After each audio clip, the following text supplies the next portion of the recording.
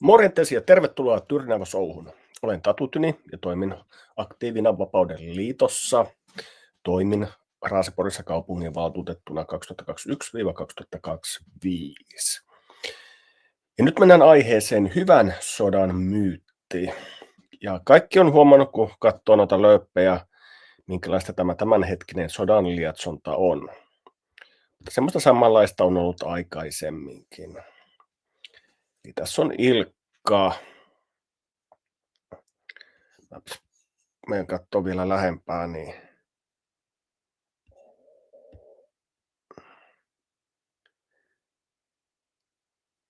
tämä on tiistai lokakuun 28. päivä 1941. Pietari ja Moskova hävitetään täydellisesti ennen niiden luovuttamista. Valmistaviin toimenpiteisiin ryhdytty. Kaupungit tuhotaan räjäyttämällä ja polttamalla. Pietarin sotilaalliset kohteet yhtämittaisen tykistötulen alaisina.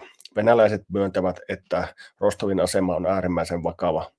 Syvärin seudulla tuhottu 6 viholliskonetta, Laatokalla upotettu venäläinen laiva. Ja tämmöistä on nuo jutut. Eli tällaista on ollut aikaisemminkin. Ja mennään nyt sitten katsomaan sitä toista maailmansotaa. Ja tämä on Zoomer Historian kanavalta. Tämä tyyppi on englantilainen. Ja tässä on konekääntämisellä tehdyt tekstitykset. Niin siitä voi sitten katsoa, että on 11 minuuttia. Mä palaan sitten tähän aiheeseen ja sitten teen vielä tämmöisen loppukiteytyksen tähän loppuun, mutta lähdetäänpä tsiikkaamaan. When World War II is discussed, the description of it usually goes something like this. Evil Hitler was planning on world domination. At first, the Allies tried to appease him by giving him the land he wanted, but saying no more after this. Stupid Neville Chamberlain was then embarrassed as Hitler simply did what he wanted anyway and took the rest of Czechoslovakia. Then, Hitler wanted to take over Poland, but the heroic Allies stood up and said no, opposing Hitler in an attempt to save the world from him taking it all over. If they didn't stop him now, then who would? At first, the Allies were beaten back, trying to save poor innocent Norway from Hitler's invasion, and then in the Low Countries, and then France, sending them packing across the English Channel.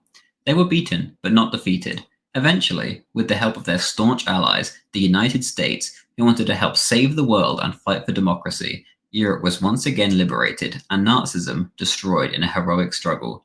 It is known as the Good War, a one fought purely for wholesome, world-saving reasons. But is this true? Is this actually what happened? As you can probably guess by the title and the nature of my channel, no, it isn't. Let's discuss why the so-called Good War wasn't so good after all.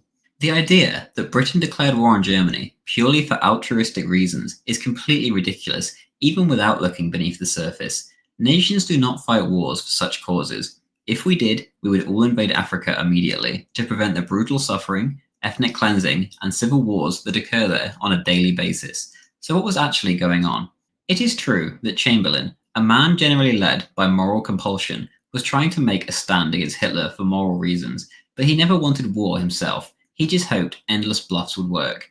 When it came to Hitler actually invading Poland, then he very quickly tried to worm his way out, fulfilling the guarantee, which had deliberately been worded so that Britain had to defend Polish independence and not her borders. This failed, however, as almost immediately he was threatened with being overthrown by the more war-hungry members of Parliament, which leads us to the real reason Britain joined the war, as ultimately it was these men who firstly pushed Chamberlain to do so and then actually did the job themselves after 1940 when they ousted him. A small handful of men in Britain completely corrupted both public opinion and the government itself to push for war for their own aims, quite contrary to men like Chamberlain, who were on a moral crusade, much like we British love to go on, as with the abolition of slavery, putting ourselves horribly in debt just to enforce it. These men's motives ranged between personal ethnic gripes with Germany due to Hitler's new policies to just straight up being paid to agitate for war with Germany. Regardless, they all shared a common goal: war, the destruction of Germany, and regime change. The most famous of these is obviously Winston Churchill. Churchill, found himself deeply in debt in the interwar years, even having to list his family estate on the housing market to avoid bankruptcy. Luckily for Churchill, however, a shadowy group called the Focus turned up, consisting of a handful of men wanting war against Germany who were willing to pump millions of dollars into this cause. Chief among them, men such as Sir Henry Strakosch, based in South Africa, Alfred Bergman, based in the US, and Robert Wally Cohen, based in the UK, among others. Strakosch and the Focus completely lifted Churchill out of debt and made him a very rich man. The catch was, Churchill had to be utterly belligerent and make sure Britain went to war, much like he had done in the First World War. He fulfilled his obligations to the letter, and then some. One who behaved much in the same vein as Churchill was his right-hand man, Anthony Eden, who sabotaged Britain's somewhat cordial relationship with Mussolini shortly before the war. Another on payroll was Duff Cooper, who would become Minister of Information. As soon as his fellow conspirator Churchill came to office, Duff had staunchly opposed Chamberlain's appeasement, and after Munich, he simply resigned his position. His masters had a new job for him, however. Over the next year, he set off on a propaganda speaking tour of the United States, speaking of the need for the democracies to stand firm against dictatorship and trying to turn the isolationist-minded Americans into war-hungry interventionists. There was also Leslie Hall Belisha. Boostlet, this outlet.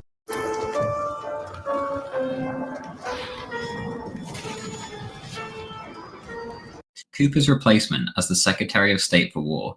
As soon as he took up the position, he was absolutely belligerent at getting the war he so desperately wanted.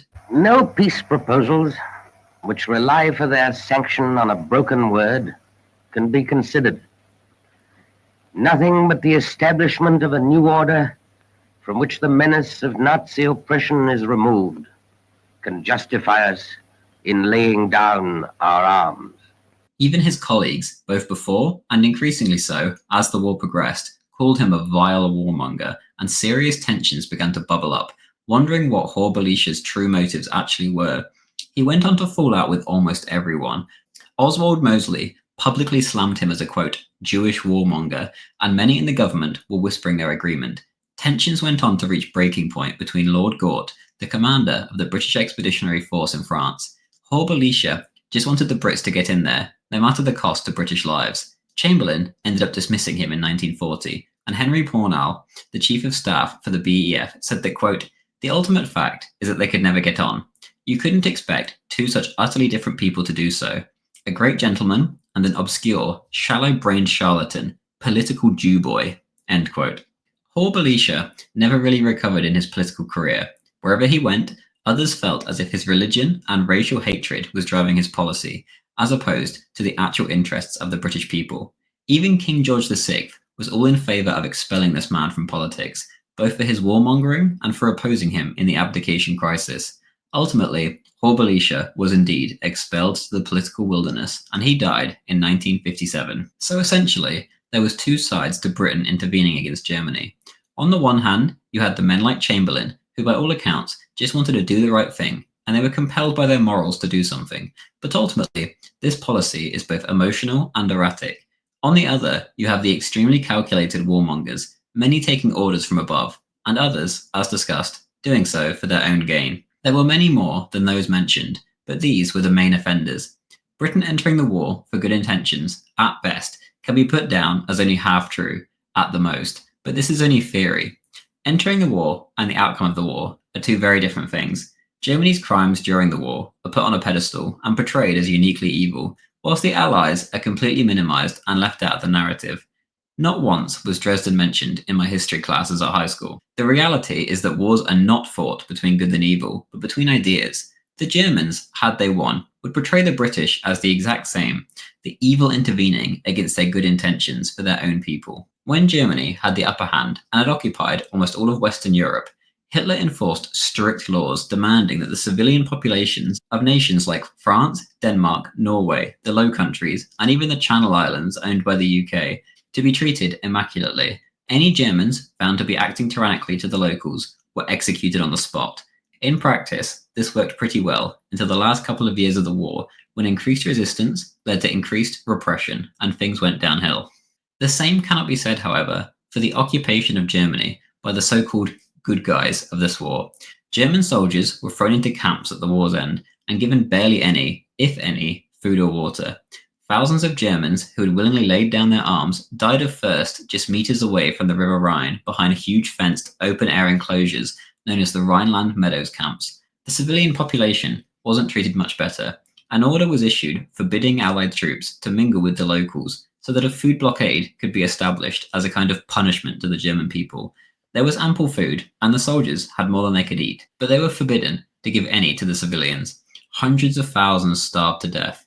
Women turned to prostitution to get by, essentially becoming sex slaves in Allied barracks so that they could feed their children. Meanwhile, many men simply just killed themselves, unable to live amidst the rubble that remained of their homeland, which the Allies made no attempt to rebuild until it was politically necessary when they fell out with the Soviet Union. In fact, more German civilians died in the few years after the war's conclusion than they did during the entire war, which is saying a lot given that Dresden and Hamburg occurred during the war. All that is to say, does this seem like a war of good against bad? Perhaps it's more complicated than that. Was it really a good war after all? The so-called good cause that we joined the war for was to preserve Polish independence. If you take one look at a post-1945 map, however, it becomes immediately clear that fighting World War II not only didn't save Poland or even enforce the status quo, but it actually made life worse for most Europeans. Stalin was quite literally handed over Eastern Europe by Churchill. The Polish government in exile was essentially told to take a hike, and this staunch ally was just given away to Stalin, the man who had already killed hundreds of thousands of Poles even before the war's conclusion. As the war went on,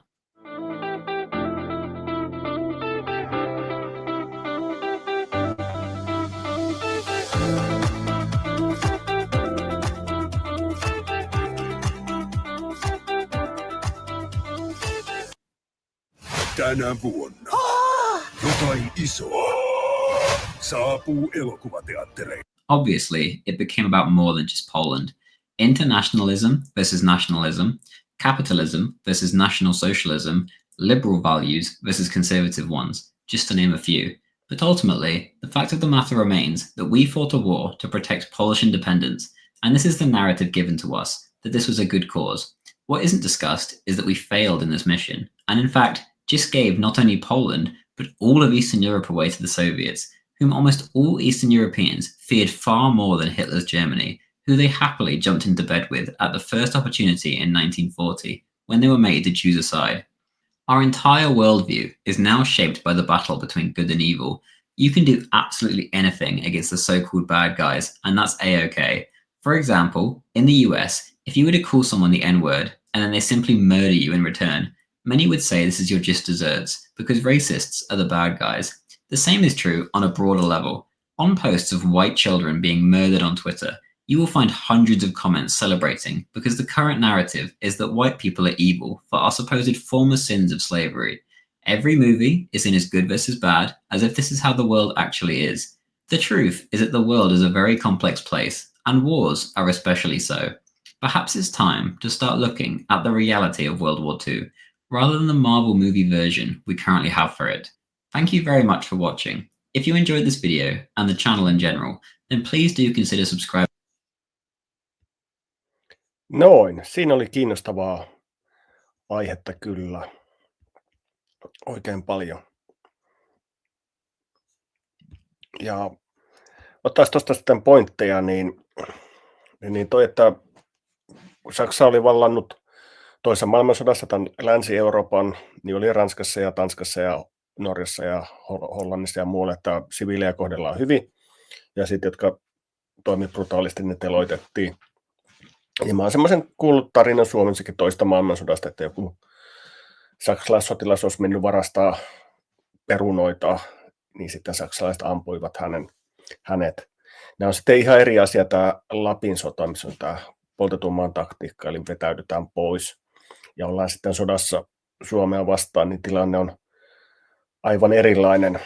Ja sitten tuossa oli toi Winston Churchill, eli hän oli niin kuin lähellä konkurssia jo, mutta sitten lähti sodan lietsojaksi, niin sitten hänen taloutensa parantui ja kaikki oli hyvin. Pätäkkää tuli ovista ja ikkunoista.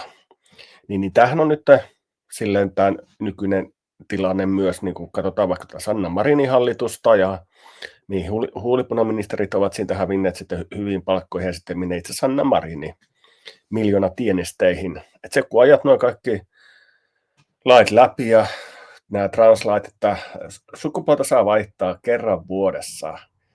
Mäkin voin olla Tiina Tyni vaikka tämän vuoden. Ensi vuonna mä voin olla sitten ilmeisesti vaikka Jääkaappi Tyni. Jos mä koen, että mun sukupuoli on jääkaappi. Niin nämä on ihan mielisairasta hommaa. Ja tämmöiset Hourula-jutut on tänne tuotu. Niin nämä tuotiin just tästä samalla tavalla kuin tuo Winston Churchill ja tämä sodan lietsoja. Ja nyt nämä nykyiset poliitikot, kun katsotaan mitä nämä Antti Häkkäset, Jussi Halla-ahot, Riikka Purrat ja Petteri Orpot tuolla urpottaa, niin ei ole ihme, kun sitä vertaa tuohon Winston Churchilliin. Ja se, että onko tästä tehty jo se päätös, että vedetään maailma 3. maailmansotaan. Esimerkiksi mä tuosta parlamentista ja kasetasta, eli Venäjän Duuman lehdestä, niin luin tässä ihan hiljattain, että ilmeisesti Israel olisi tehnyt jo 2010 sen päätöksen hyökätä Iraniin. Sitten siinä kesti vaan näin pitkään, ennen kuin ne saivat sen sitten vietyä. Niin sama juttu tässäkin, että onko tämä päätös tehty jo todella kauan aikaa sitten. Ja sen takia tämä talous on tämä, että meidänkin velkakello tikittää tähän tahtiin, koska sen annetaan tikittää. Koska nyt varustellaan on tarkoitus tämä resetoida sitten tämä maailma. Niin tämä voi olla hyvinkin, mikä on tilanne, ja sitten nämä meidän mahtavat poliitikot ei tietenkään kerro näistä yhtään mitään.